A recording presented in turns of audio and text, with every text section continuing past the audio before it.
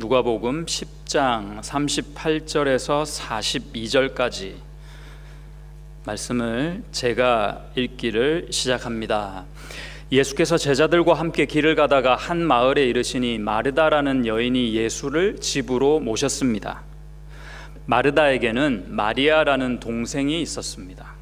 그 동생은 주의 발 앞에 앉아 예수께서 하시는 말씀을 듣고 있었습니다. 그러나 마르다는 여러 가지 접대하는 일로 정신이 없었습니다. 그래서 마르다가 예수께 다가와 말했습니다.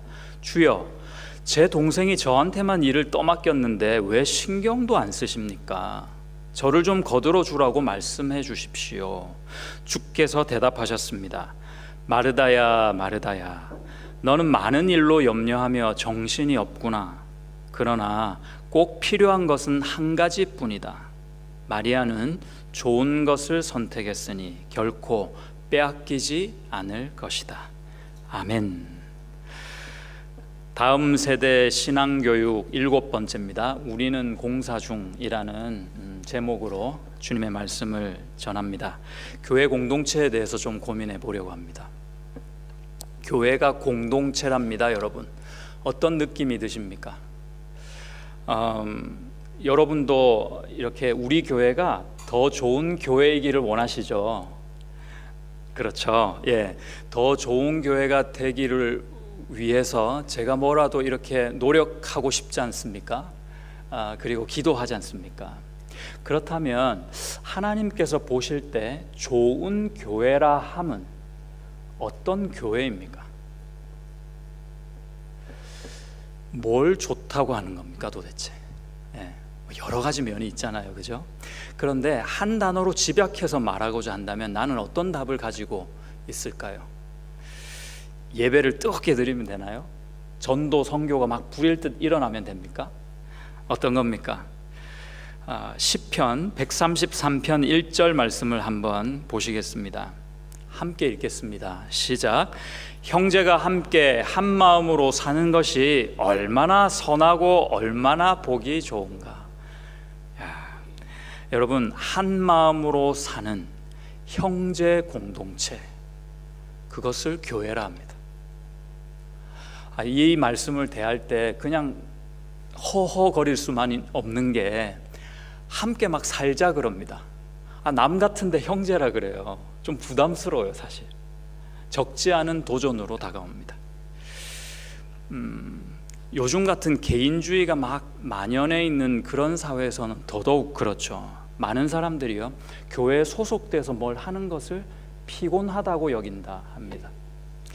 집에서도 충분히 예배를 드릴 수 있는데 난 온라인 성도인데 뭐 굳이 이렇게 사람들 사이에 나와가지고 뭔데 차 끌고 나와가지고 부대끼면서 예배를 드릴 필요가 있겠나 합니다. 나 혼자서도 얼마든지 신앙을 잘 지키고 관리할 수 있다고 생각합니다. 이것은요, 신앙을 마치 개인의 치유 또는 개인의 만족, 자기 개발 같은 도구로 여기는 착각 때문이 아닌가 저는 생각합니다. 여러분, 이것은요, 마귀가 복음의 본질을 흐트러뜨리고요, 교회를 파괴하려는 수작입니다. 제 말이 너무 거칠고 세서 죄송합니다는 제 의도가 그렇습니다. 더 세게 하고 싶어요.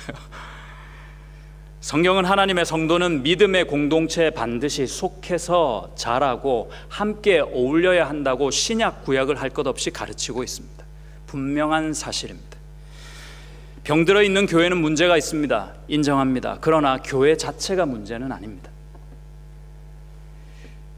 그래서 더더욱 우리는요, 건강한 교회를 일구어 나기를 소망하고 노력하고 기도해야 될 줄로 믿습니다. 건강한 교회 공동체야말로 이 시대의 유일한 답입니다. 유일한 소망이라 저는 확신합니다. 오늘 본문 38절을 보십시오, 여러분. 함께 읽겠습니다. 38절 시작. 예수께서 제자들과 함께 길을 가다가 한 마을에 이르시니 마르다라 하는 여인이 예수를 집으로 모셨습니다. 집으로 모셨답니다. 마르다 집에 예수님이 지금 방문하셨잖아요, 손님으로. 유대 공동체에서는요, 이렇게 손님을 접대하는 그런 관습이 철저하게 지켜졌습니다. 아브라함도 부지 중에 누구를 대접했다고요? 네, 천사를 대접했잖아요. 그 그게 다른 뜻이 아니라 유대 관습에 녹아 있는 겁니다. 억지로 하고 강제로 한 게 아니라 그들 속에 뼛속까지 있는 공동체 의식에서 배겨가지고 그냥 드러나는 겁니다. 삶으로 말이죠. 하지만 아무리 좋은 뜻으로 이렇게 만남과 모임이 있어도 결코 호락호락하진 않습니다. 문제가 보입니다. 39절 40절 읽어주십시오. 시작. 마르다에게는 마리아라는 동생이 있었습니다. 그 동생은 주의 발 앞에 앉아 예수께서 하시는 말씀을 듣고 있었습니다. 그러나 마르다는 여러 가지 접대하는 일로 정신이 없었습니다. 그래서 마르다가 예수께 다가와 말했습니다. 주여, 제 동생이 저한테만 일을 떠맡겼는데 왜 신경도 안 쓰십니까? 저를 좀 거들어 주라고 말씀해 주십시오. 아마 언니 말을 동생이 이미 듣고 잘 따르지 않았던 것 같아요. 이 상황이 되면 여러분 편을 한번 들어보신다면 마르다 편 드실래요? 마리아 편 드실래요? 어디가 더 공감이 가십니까? 마리아는 동생이라 좀 철이 없는 것 같고요. 이 언니라는 이 마르다는 너무 일 때문에 분주한 듯합니다. 어떤 사람이 그래요. 마르다는 이름 자체에 복이 넘친다고, 마르고 닳도록 일해야 된다고. 성인 군자도 아니고 얼마나 심통이 났겠어요. 그런데 이 심통이 수위를 넘고 있는 것을 봅니다. 주여, 제 동생이 저한테만 일을 떠맡겼는데 왜 신경도 안 쓰세요? 그럽니다. 아니, 손님에게 다짜고짜 이렇게 따지는 거예요. 아무리 심통이 나도 그렇지. 개역개정 번역에 보면요, 뭐라고 돼 있냐면은 생각하지 아니하시나이까 그래요. 아니, 우리 예수님한테 뭐라고 하냐면 도대체 생각이 있어요 없어요 이러고 지금 따지고 있는 겁니다. 우리 마르다께서. 그러면 안 되겠죠. 여러분, 이 정도 되면은요 정말로 힘든 것이 일이 아니게 됩니다. 무엇 때문에 정말 힘들어요? 사람입니다. 사람. 네. 사람이 이때는 우리를 힘들게 합니다.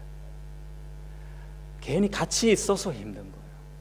그냥 안 보고 적당히 교제하고 지냈으면 이런 힘듦이 없거든요. 그런데 왠지 부대끼고 같이 뭘 하고 같이 열심을 내다 보니까 이렇게 힘들어지는 거예요. 어떻게 해야 합니까? 교회 안에서도 별것 아닌 것으로 크고 작은 다툼이 계속되는 것을 우리는 늘 봅니다. 전도나 선교는 언감생신, 교회는 이미 세상의 지탄거리, 지탄의 대상이 된 지 오래입니다. 교회 다니는 사람들이 더 심하지 뭐, 이런 말을 우리는 아주 오래 전부터, 요즘 특별히 더 자주 듣고 사는 듯합니다. 너무 익숙해져 있죠. 신앙의 선배들 때문에 우리 후배들도 적지 않게 시험에 빠지곤 합니다. 제가 한때 섬겼던 교회 중고등부 학생들에게 우리 사적으로 사석에서요 질문을 한번 해봤어요. 야, 니네 믿음이 있는데 그 믿음이 언제 좀 이렇게 흔들리냐, 이렇게 물어봤거든요. 그랬더니 한 아이가 아주 의미 있는 대답을 했습니다. 부모님들은 특히 한번 마음의 준비를 하고 한번 들어보십시오. 언제 흔들리냐 하니까 교회 마치고 집으로 돌아갈 때요 그래요. 그래서 제가 왜 걸어가서 힘든 거야? 그랬거든요. 아니요, 부모님과 함께 차를 타고 가죠 당연히. 그런데 왜 시험에 드냐? 뭐 네가 운전을 하냐? 아니요, 저는 뒷좌석에 있죠 그래요. 그 아이의 말을 끝까지 들어봤더니 뭐냐면은 아빠 엄마가요 예배를 마치자마자 차에 타는 순간부터 한 교인을 험담하기 시작한답니다. 그때부터 레파토리가 시작돼요. 어떤 집사든 권사든 장로든 한번 그 험담에 걸리면요 일주일 내내 빨래통 돌아가듯이 잘근잘근 씹힌다고 합니다. 그리고는 주일이 되면요, 권사님 반가워요, 아빠 엄마가 이렇게 인사하더래요. 집사님 반갑습니다, 잘 있었어요, 뭐 이런. 여러분, 뒷좌석에 있는 그들을 조심하십시오. 큰일 날 일 아닙니까 이거. 무의식 중에. 어른들에게는 이렇게 익숙한 속물 정치 근성이 아이들에게 흉측한 상처로 다가오고 남아있는 것이죠. 저는 참 씁쓸했습니다. 도대체 무엇이 잘못되어 우리는 자꾸 해가 거듭되면 거듭될수록 거꾸로 가고 있는 걸까요? 도대체 이런 작태를 좀 극복할 수는 없는 겁니까? 도대체 우리는요, 예수 믿는다고 하는데 말이죠. 어떻게 해야 할까요? 본질로 돌아가야 합니다. 신앙은 십자가의 그림입니다. 수평적인 관계가 있죠. 수직성도 있습니다. 우리가 대개 수평적인 관계는 형제와 자매들 사이에서 이루어지는 만남과 관계 속에서 어려움을 겪는 그런 것들이거든요. 그 어려운 문제가 있을 때 어떻게 해결해야 됩니까? 수평이라서 옆만 보면 답이 없습니다. 수직을 세워야 합니다. 그래서 십자가입니다. 쉽게 말하면요, 옆을 보지 않고 어디를 봐야 되나 하면 위를 봐야 합니다. 위를. 노아의 방주에는요, 방주가 어마어마하게 컸죠. 모든 각축 짐승 생명들이 다 들어가 있었죠. 노아의 가족도 있었습니다. 40일 동안 홍수가 퍼붓고요, 그 다음에 한 150여일간 표류합니다. 그리고 토탈 한 1년 정도의 기간을 노아의 방주에서 다 같이 살았어요. 그런데 그 방주가 너무 어두웠습니다. 왜냐하면 창이 하나밖에 없었어요. 반지름 46.5cm 되는 창이 유일했습니다. 어디에 있었게요? 제일 가운데 꼭대기에 있었어요. 위에 하나님의 메시지가 있죠. 비록 홍수가 나고 사람들이 죽어가고 생명들이 없어지는 그 순간에도 너는 어디를 보아라? 위를 보라. 위를 보라. 눈을 들어 주를 보라. 아멘이십니까? 예, 그렇습니다. 눈을 들어 주를 바라보아야 합니다. 그러니까 하나님의 눈과 마음으로 오늘 등장한 이 마리아와 마르다를 가만 보니까 예수님이 볼 때는 그냥 연약한 인간에 불과한 거예요. 정죄할 대상이 아니라 사랑할 대상으로 보시는 겁니다. 41절을 한번 보십시오. 같이 읽겠습니다. 41절 시작. 주께서 대답하셨습니다. 마르다야 마르다야, 너는 많은 일로 염려하며 정신이 없구나. 심통을 방금 전까지 부리며 다짜고짜 따지던 그 마르다에게 예수님의 대답이 뭐로 시작했어요? 이름을 불러주심으로 시작합니다. 그것도 2번 불러주십니다. 여러분 상상을 한번 해보시고 여러분 그 상상하는 마음속에 이 음성을 한번 들어보십시오. 주님이 이름 불러주시는 그 음성을 한번 들어보시죠. 들어보시고 꼭 기억하셔야 될 게 있습니다. 정죄하는 것은 우리 주님의 방법이 아닙니다. 철저히 사탄적입니다. 철저히 마귀가 하는 짓입니다. 우리 주님은 우리가 아무리 잘못해도 어떻게 하세요? 이해하세요. 다가오십니다. 소통하시는 겁니다. 말씀해 주시고 정리해 주십니다. 이것 좀 안 해주시고 도대체 주님 뭐 하시는 거예요? 이렇게 다가온 그 마르다에게 그렇게 해주시는 겁니다. 저는요, 마르다가 한편 잘한 것 같아요. 왜냐하면 저 같으면 이렇게 못할 것 같아요. 꿍 하고 삐져있지. 그런데요, 이 마르다는 그 주님 앞에 나아가면서 있는 모습 그대로 그걸 고스란히 가지고 갔다고요. 심통 나면 심통 난 대로 그냥 다 보여드리고, 약하면 약한 대로, 슬프면 슬픈 대로, 문제가 있으면 그 문제 가지고, 억울하면 억울한 심정 그 심정 가지고 주님 앞에 나아갔다는 겁니다. 위를 보는 그여서 저는 제가 감히 칭찬을 하고 싶습니다. 저는 여러분이 있는 모습 그대로 항상 위를 보시는 성도 되시기를 바랍니다. 그 안에 은혜가 있는 겁니다. 거기서 시작되는 겁니다.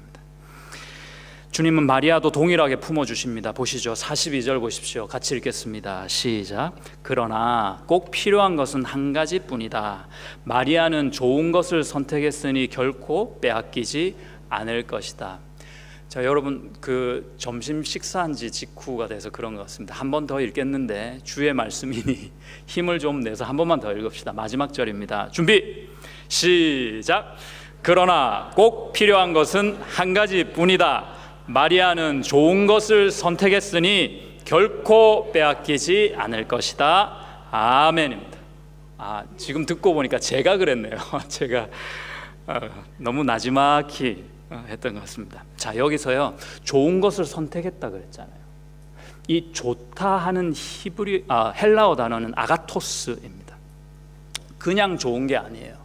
함축적 의미 하나가 있는데 그것이 뭐냐면은 좋은 이유가 있어요. 왜냐하면은 똑발라서 좋다는 겁니다. 옳고 바르기 때문에 좋다 하는 뜻입니다. 여기서 뜻은요.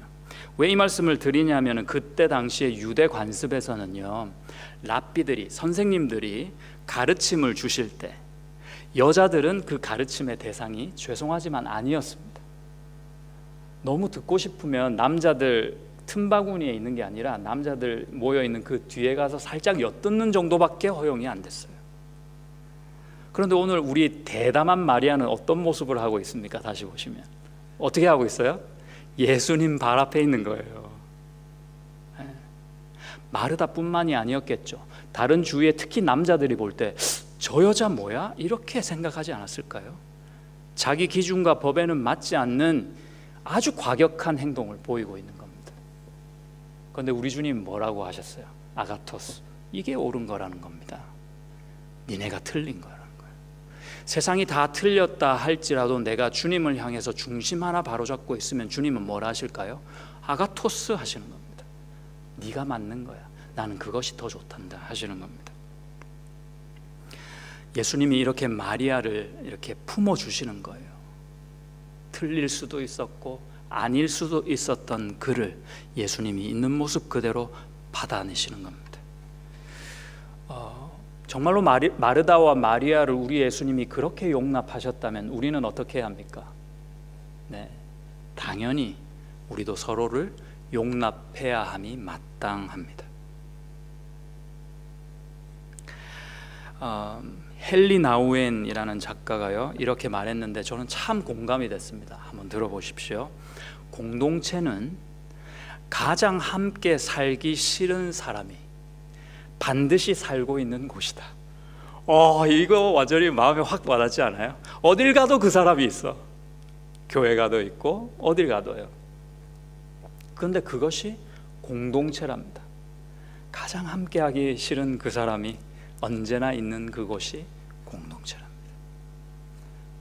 여러분, 지금은 여러분 좀 괜찮은 거예요. 우리가 뭐 예를 들어 교회에 있다면 교회에 있다가 집에 가면 그 사람 안 보잖아요. 천국 가면 어떻게 하실래요? 어디 따로 갈 집이 없어요. 천국이 내 집이니까. 그러니까 눈만 뜨면 그 사람 봐야 되고 입만 열면 그 사람하고 대화를 해야 되는 겁니다. 그때 어떻게 하시겠습니까? 그런 사람이 있다면. 나는 절대로 좋지 않은 천국 안 갈래요. 가기 싫어요. 방법은 간단합니다. 천국이 없어지든지 내가 바뀌든지. 천국이 없어질 수는 없죠. 그러니 나를 바꾸십시오. 그래야 내가 삽니다. 어떤 마음으로 하면 좋을까요? 그런 우리 지체가 그렇다면 저는 이렇게 생각합니다. 우리가요 구원이 필요해서 아파서 교회에 온 겁니다. 내 마음이 심령이 가난해서 교회에 왔어요. 우리가 다 환자로 온 거예요. 우리 병원에서 환자열 대기열에 이렇게 서 있는데 어떤 사람이 병원 문을 열고 다리를 이렇게 절고 들어오는 거죠. 어떤 사람은 막 이마에 피를 흘리고 이렇게 막 들어오는 거예요. 내가 환자인데 환자열에 있으면서 그 사람을 보면서 손가락질합니다. 뭐라고 하게요? 저 어떻게 다리를 저렇게 절어? 저 어떻게 그래서 지저분하게 피를 흘리고 여기 병원에 올 수 있어? 그런 말을 하는 거예요. 얼마나 미련합니까? 그래서 여러분께 권면드립니다. 서로를 거룩한 환자로 여겨주십시오. 뭐라고 하면 또 아파서 저러나 보다 아픈 소리 하는 거지 싶고 그렇게 용납해 주시는 겁니다. 예, 그리고 고스란히 의사 되신 주님께 모시고 가는 거예요. 그럴 수 있으시기를 축복드립니다. 서로의 연약함을 알아야 합니다. 그와 동시에 또 한 가지는 신앙 고백이 명확해야 교회 공동체를 배울 수 있습니다. 신앙 고백이요. 우리의 신앙은 명확합니다. 예수가 그리스도라는 신앙 고백입니다. 꽤 오래전 서울대학병원에서 있었던 일인데요. 어느 교회 권사님께서 한 분이 뇌하수체에 종양이 있었던 겁니다.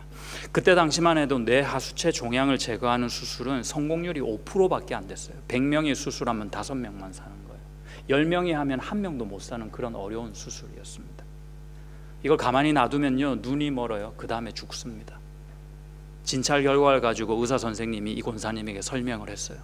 가만히 있으면 환자님 죽어요. 그러니까 이왕 안 될 거니까 수술이나 한번 해보고 환자님 마음에 후대 다른 환자를 위해서 내 몸을 기증한다 생각하고 저한테 한번 맡겨주시죠 그랬어요. 권사님에게는 청천벽력과 같은 소리였습니다. 딸아이와 의논을 했어요. 결론이 나왔습니다. 내가 교회에서 신앙 고백을 하면 하나님이 은혜를 주신다더라 라는 말이 기억이 나서 내가 살아있는 동안 이 병원에서 신앙 고백을 1만 번 하고 암송을 하고 죽으면 죽고 살면 살겠다 한 겁니다. 그때부터 그 병상에서요 1만 번 사도신경을 외워서 계속 고백했대요. 계속 눈만 뜨면 사도신경을 외워서 고백하는 겁니다. 꼬박 일주일이 걸렸다고 해요. 그래서 마지막 전 9999번째 사도신경을 외웠을 때는 아무런 일이 안 일어났습니다. 그런데 10,000번째 딱 외우고 아멘 하니까 그때 몸에서 뜨끈한 뭔가가 쫙 퍼지는 걸 느낀 거예요. 그래서 당장 의사 선생님한테 달려갔어요. 선생님, 내 몸이 아무래도 좀 이상해요. 다시 한 번만 진찰 한번 해봅시다. 사진 한 번 더 찍어주세요. 그런 거예요. 그렇게 해서 검사를 했거든요. 다시 사진을 보니까 그 이만하던 종양이 간데온데 없이 사라진 거예요. 그래서 그 권사님이 장수하며 살았더라 간증을 하는 걸 제가 들었습니다. 별로 안 놀라시네요. 대단한 기적이죠. 대단한 기적입니다. 여러분, 오늘 우리 예배 시작할 때요, 여러분 사도신경으로 내 신앙 고백하셨죠? 어떤 마음으로 하셨습니까? 어떤 분은 정말 감사한 마음으로 또박또박 고백하셨을 수도 있습니다. 이제 어떤 분은 이제 사도신경으로 이제 예배 시작하나 보다 하고 이제 또 하셨을지도 모릅니다. 여러분, 지금 제가 여러분과 함께 사도신경 한 번 더 하려고 합니다. 그런데 지금 할 때는요 조금 다른 마음으로 합시다. 믿음이 안 나오면 고백하지 말아 주십시오. 그러나 여러분 마음 가운데 그 사도신경의 내용이 내 신앙이다 하시는 분만 또박또박 믿음을 가지고 신앙이다 생각하시고 고백해 주십시오. 그리고 그 고백은 반드시 지금 함께 하신 그 하나님이 귀로 듣는다 생각하시고 마음으로 받으신다 생각하시고 한번 고백해 주시기 바랍니다. 하실 수 있으시겠죠? 우리 자막을 한번 보시면서 같은 마음으로 한번 고백합시다. 준비, 아직이요. 준비, 시작. 나는 전능하신 아버지 하나님, 천지의 창조주를 믿습니다. 나는 그의 유일하신 아들 우리 주 예수 그리스도를 믿습니다. 그는 성령으로 잉태되어 동정녀 마리아에게서 나시고 본디오 빌라도에게 고난을 받아 십자가에 못 박혀 죽으시고 장사된 지 사흘 만에 죽은 자 가운데서 다시 살아나셨으며 하늘에 오르시어 전능하신 아버지 하나님 우편에 앉아 계시다가 거기로부터 살아있는 자와 죽은 자를 심판하러 오십니다. 나는 성령을 믿으며 거룩한 공교회와 성도의 교제와 죄를 용서받는 것과 몸의 부활과 영생을 믿습니다. 아멘입니다.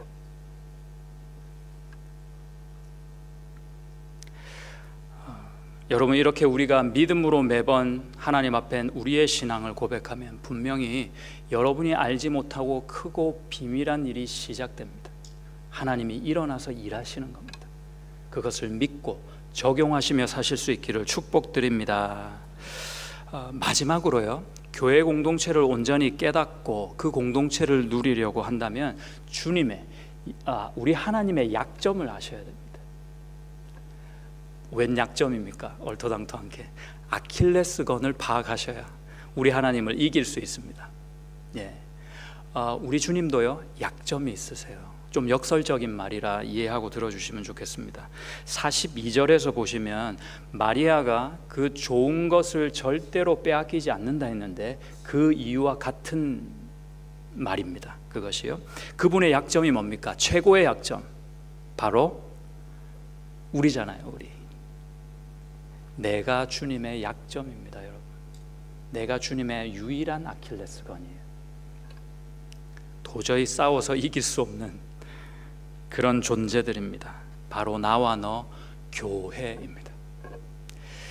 신약에서 교회는요, 예수님의 12사도, 제자가 나중에 이제 사도로 불리우니까 사도를 통해서 형성되고 발전이 됩니다. 그렇죠.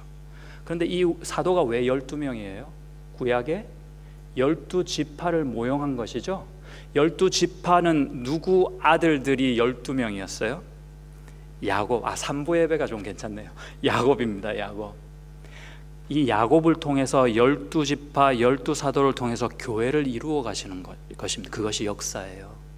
그런데 그 야곱을 하나님이 만나 주시면서 언약을 주십니다. 뭘로 주시냐? 이름을 바꿔 주시는 거예요. 이스라엘 하십니다. 무슨 말입니까? 하나님과 싸운 자다 말입니다. 그 구절에서 표현하기를 하나님과 싸워 이겼다 하죠. 그것이 교회입니다. 교회는 뭐라고요? 하나님과 싸워서 이긴 존재들입니다. 하나님이 도저히 질 수 없는 존재들입니다. 그래서 아들 예수를 버리고 그 아들 예수가 짐으로 말미암아 십자가에서 죽으시는 겁니다. 그 패배를 통한 은혜를 우리가 고스란히 누리게 되는 것입니다. 여러분, 이런 마음은요, 부모된 입장에서 좀 이해를 하실 수 있을 거예요. 자식 못 이기신다면서요. 자식들은 모르겠죠. 저도 사실은 좀 잘 모릅니다. 제 딸은 뭐 요만해가지고 제가 항상 이기거든요. 여러분들은 어떠세요? 자식들 좀 못 이기시지 않습니까? 왜 지세요? 지는 이유가 뭡니까? 예, 우리 스바냐서 한번 보시죠. 3장 17절입니다. 자, 역시 큰 소리로 저와 함께 읽겠습니다. 준비, 시작. 너의 하나님 여호와가 너의 가운데에 계시니 그는 구원을 베푸실 전능자이시라. 그가 너로 말미암아 기쁨을 이기지 못하시며 너를 잠잠히 사랑하시며 너로 말미암아 즐거이 부르며 기뻐하시리라 하리라. 저 개역 개정을 특별히 이제 따왔는데요. 제가 참 좋아하는 표현이 있어서입니다. 기쁨을 이기지 못하신다는 표현이 너무 좋습니다. 아니, 못 이긴대요, 이거를 우리 하나님이. 근데 전지전능한 하나님이 그 기쁨을 한번 싸워왔는데 도저히 100번 싸우면 100점 100패하는 거예요. 이 기쁨하고는, 우리를 향한 그 기쁨은. 그 히브리어로 볼 때는 앞에서 기쁨을 이기지 못한다 할 때 그 기쁨은요, 그 뒤에서 사실 좀 적용이 돼야 됩니다. 이기지 못한다는 것과 의미가 좀 뒤에 길이라는 히브리어가 있습니다. 그 단어의 의미가 중요한데요. 길은요, 기쁘다는 뜻이 맞아요. 그런데 하나 더 함축적인 의미가 들어가 있어요. 기뻐서 경박하게 행동한다는 뜻이 있습니다. 뭔지 좀 아시겠죠? 왕이 있다고 생각해 보세요. 왕이 근엄해야 되고 뭔가 이렇게 위험 있게 뭘 해야 되는데 품 안에 자식을 보니까 너무 예쁜 거예요.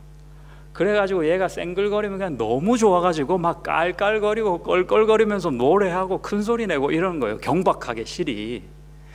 그 모습이 우리 하나님의 모습이다라고 단어를 정확하게 선택해서 여기에 넣어놨습니다.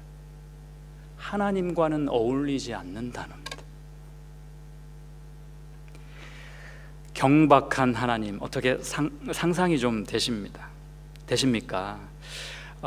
전지전능한 그 하나님이 이길 수 없는 그 기쁨이 있는데 누구 때문에 기쁘대요?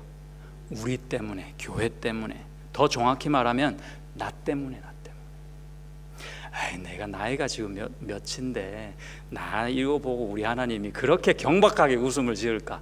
아니랍니다. 오늘 말씀은요, 그 권사님, 그 장로님, 그분 때문에 너무 기쁘시대요. 이게 감당이 안 되고 주체가 안 된다 하십니다.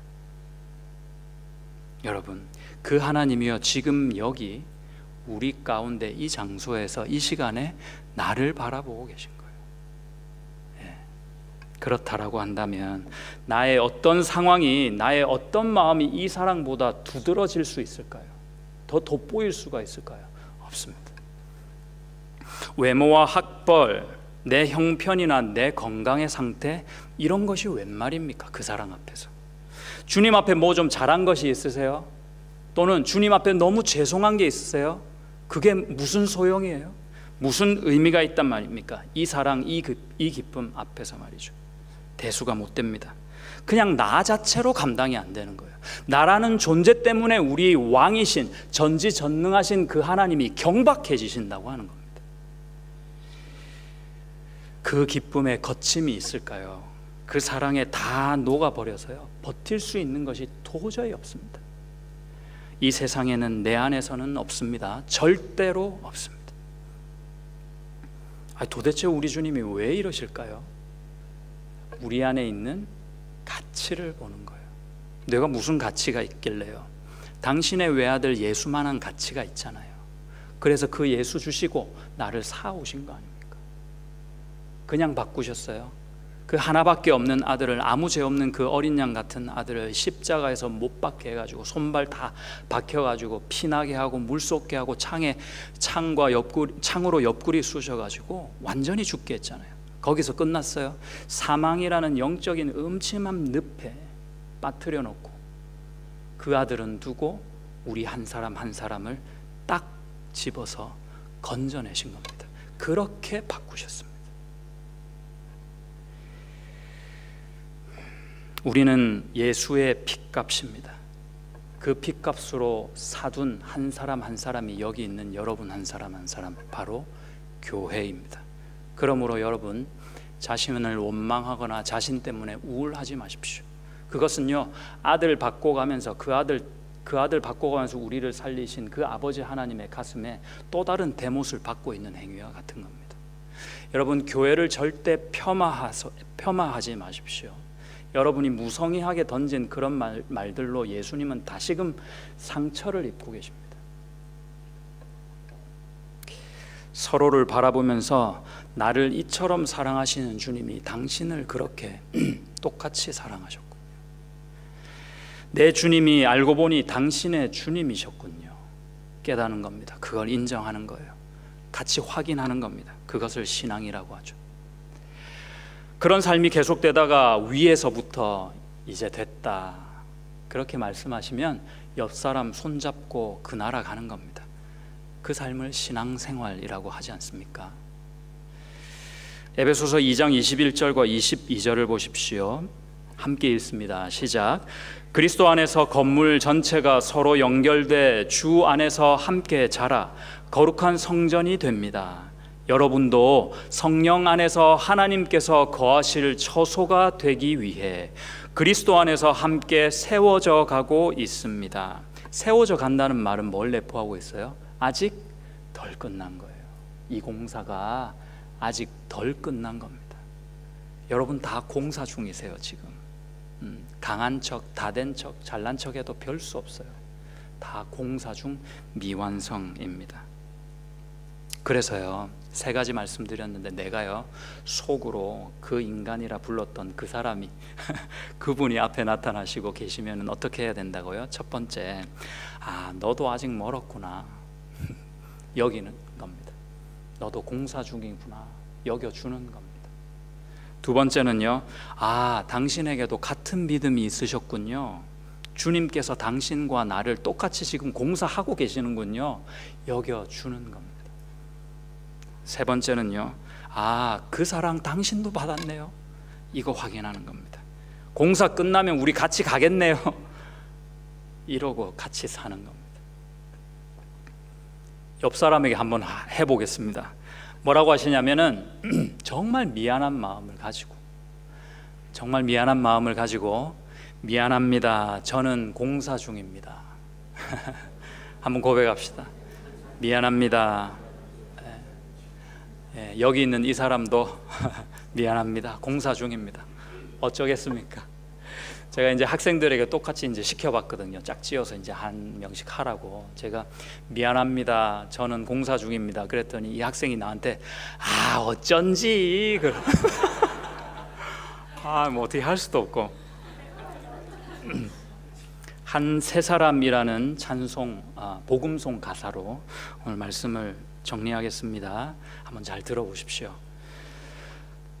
오랜 옛날 하나님 가슴에 한 사람 있었네. 예수님을 머리로 성령의 생명으로 충만한 한 세 사람. 우리들은 그 몸의 지체로 부르심 받았네. 우리 자라 주님의 생명에까지 이르게 됐네. 주의 노래는 일어나 사탄을 짓밟게 되리. 온 땅을 다스리리. 오 그날 세상은 보리라. 주의 영광 하나님의 지혜. 오 그날 세상은 보리라. 주의 영광 하나님의 지혜. 영광 할렐루야. 영광 할렐루야. 끝내 승리하리라. 영광 할렐루야. 영광 할렐루야. 주님과 함께 다스리리. 아멘 해도 될 것 같습니다. 함께 기도하겠습니다.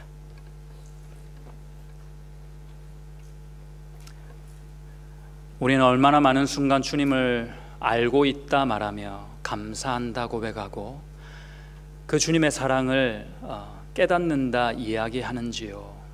하나님, 그러나 모르고 있는 것이 사실입니다. 너무나 죄송한 마음으로 살아가야 함이 마땅합니다.